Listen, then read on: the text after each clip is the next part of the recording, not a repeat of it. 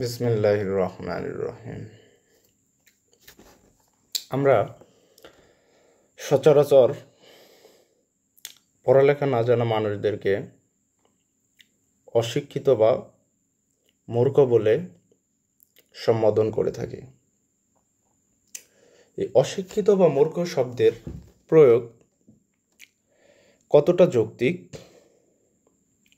চলেন একটু আলোচনা করি।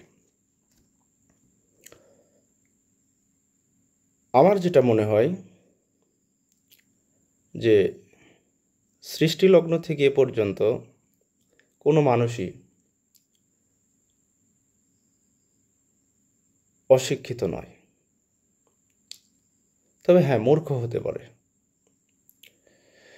আদিমকালে মানুষ যখন পশু শিকার করতেন, তাদের জীবন ধারণের জন্য ফলমূল সংগ্রহ করতেন, তারপরে আস্তে আস্তে তারা পশু শিকার করতে গিয়ে যখন চ্যালেঞ্জের মুখোমুখি হলেন, তখন তারা চিন্তা করলেন যে হ্যাঁ, অস্ত্রের প্রয়োজন, হাতিয়ার প্রয়োজন। তখন তারা হাতিয়ারের আবিষ্কারের জন্য হাতিয়ার বানালেন বিভিন্ন উপকরণ দিয়ে। এরপরে তারা আগুনের ব্যবহার শিখলেন, আগুন আবিষ্কার করলেন, চাকার আবিষ্কার, ফসল উৎপাদনমুখী হলেন।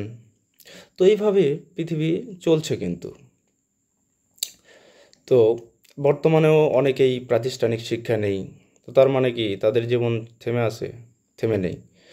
প্রত্যেকটা মানুষ তাদের জীবন ধারণের জন্য যতটুকু জ্ঞান দরকার, শিক্ষা দরকার, সেই শিক্ষাটা তারা কিন্তু তাদের ব্যক্তি জীবনের অভিজ্ঞতা, সমাজ, পরিবেশ, প্রকৃতি, বিভিন্ন পরিস্থিতিতে তারা তাদের জ্ঞান অর্জন করছেন, শিক্ষা অর্জন করছেন। সুতরাং আমরা কাউকে অশিক্ষিত বলতে পারি না।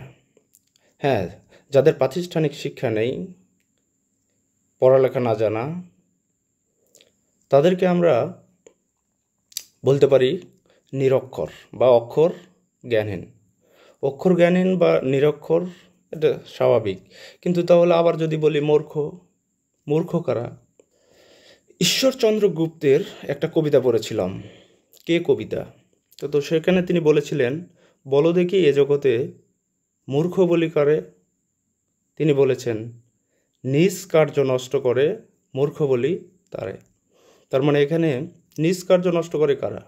নির্বোধ, বোকা, এই টাইপের মানুষেরা।